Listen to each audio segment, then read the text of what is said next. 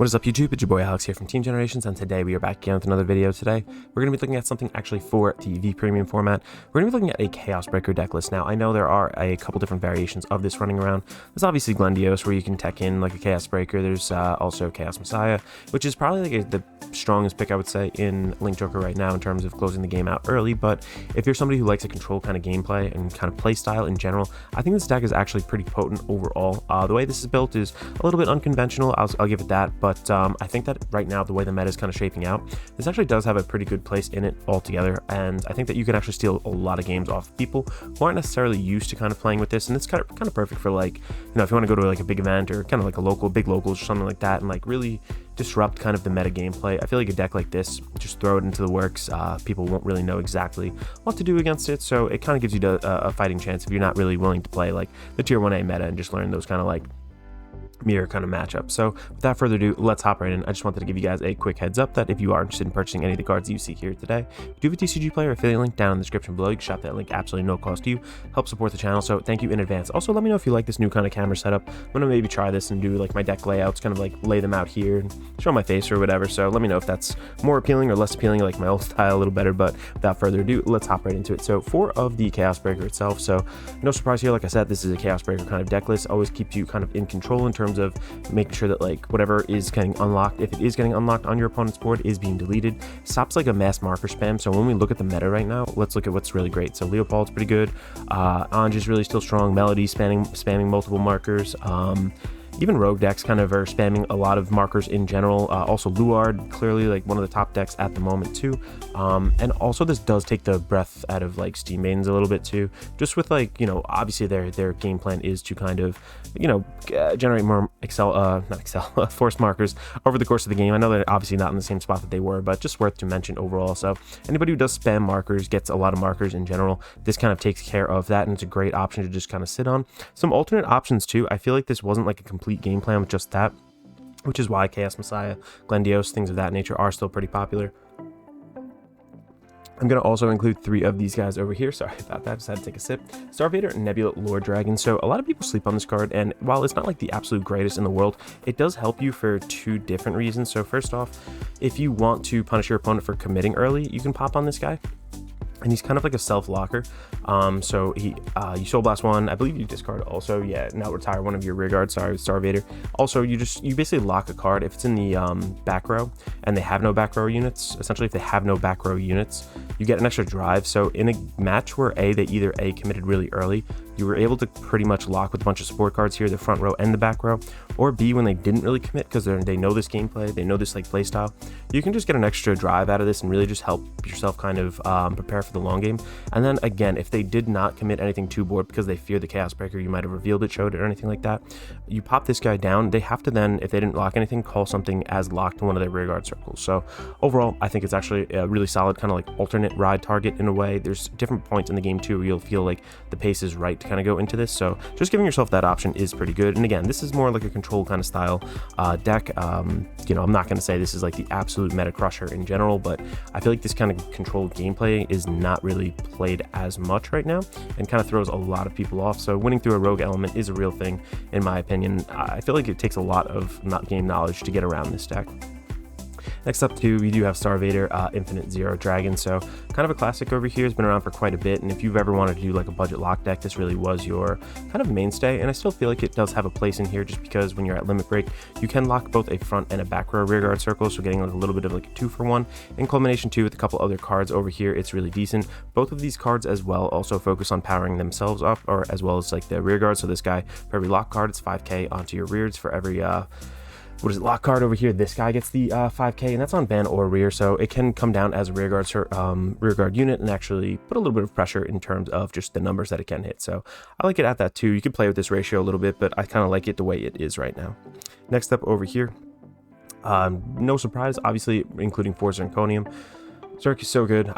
Just calling down a locked card off the top of their deck, just giving that pressure to your Vanguard in terms of giving it a crit if your opponent has a locked card is super big.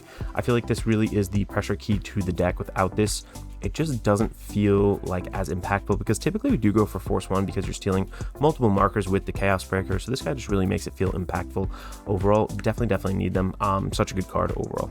Next up here too, another card that was included coming with Glendios. Let me see if I can get that there. This guy, I forgot the name off the top of my head. Unrivaled Star Vader. This is Radon. So Radon is good for 2 reasons. Again, just it's going to call itself from the drop for the cost of a Soul Blast. If you have no soul, you just call it for free. And then B, it is actually a battle door effect, so your opponent has to guard with 2 cards from hand. At the end of battle, it binds itself, so if you're looking to vacate your field for whatever reason, that could actually be a pretty good option too. So I do like this card. I think it definitely deserves a spot in the deck. You know, you're looking to play the long game, and having that battle door effect, you will see throughout time, really does actually start to whittle them down and make them like basically choose different things in general. So yeah, next up over here, getting into the grade 2s, the final grade 2, Star Vader Colony Maker. So Colony Maker is made for potentially spamming the board, getting some more units on, because you do want to apply pressure. I feel like in most matchups a little bit early. This girl does help us do it, and it's easy to kind of get something locked on grade 2 with Zirconium. So her, ability to stand that unit is there as well.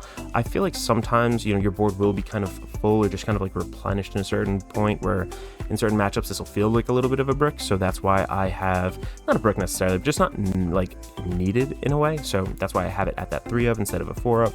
I think that's the right ratio overall. Again, you can kind of play with these as you see fit, but overall that's just what I'm running.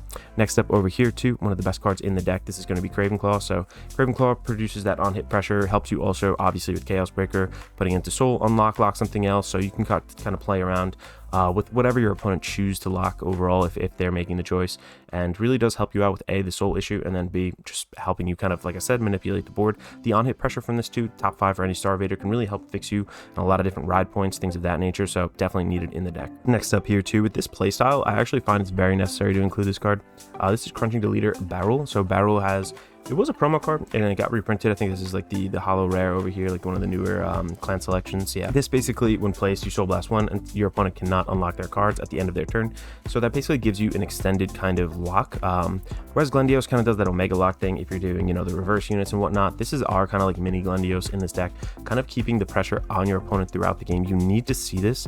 I feel like in this deck, you want to kind of like perma lock and just make sure that all of your units, of your opponent's units, are staying in that position, and there's a lot of cards here to kind of help you do that. Obviously, like this is truly the control build, and I feel like this is a big part of it. It doesn't have a Star Vader name, which is unfortunate, but overall I think it is just still very necessary in the deck, and you want to keep your opponent's circles locked, because that really helps you control the pace of the game throughout and really helps you get into that slow long game that you do want.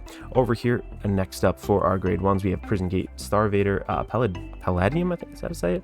Essentially, you just counterblast 1 and retire this unit. Your opponent looks at the top card of their deck and calls it down. So even if they were trying to get around some of their unlocking, you're gonna get rid of it with the the Chaos Breaker over there, and then boom, you're basically replacing something right there, another locked card. I find that it is pretty much effective. You again just need to keep your opponent in that locked kind of state, and this definitely helps us with that in general. The one thing is this deck doesn't have like a counter charger really, so just be aware of that. Like make sure you're spending your resources kind of effectively overall.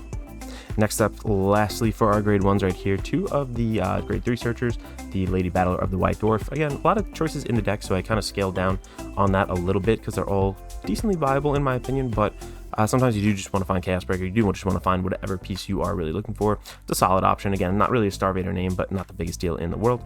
And then lastly, over here in the main deck, let's see if I can find it. There we go. We do have a starter, but hopping into the triggers now, I'm actually choosing to let me explain something about this deck. I feel like there's no true like win con necessarily. It's more like you're gonna outlast and outsurvive your opponent, and because of that, I feel like we do have to put pressure on somewhere. So I am choosing to go 12 crit in this deck. There is going to be 8 of the vanilla ones and then 4 of the sentinel ones. I just think that, again, like the card economy in this deck is pretty good. You're constantly adding things to hand. You're constantly like spamming the board, getting stuff on board. It's not too hard to do that, and keeping your opponent in that lock state kind of stops them from getting their game plan off in a lot of different ways. So with that, being as lethal as possible with this lineup is pretty important to me. And then lastly over here, I'm trying like 1 of the regular ones, but 3 of the heal guards, just because games do go long. Sometimes that 20k comes in handy, but we don't want to take too much damage too early, but I feel like we can kind of mitigate the game state later on if we do end up taking it. So maybe just that 1 is okay, but that's just how I've been rocking it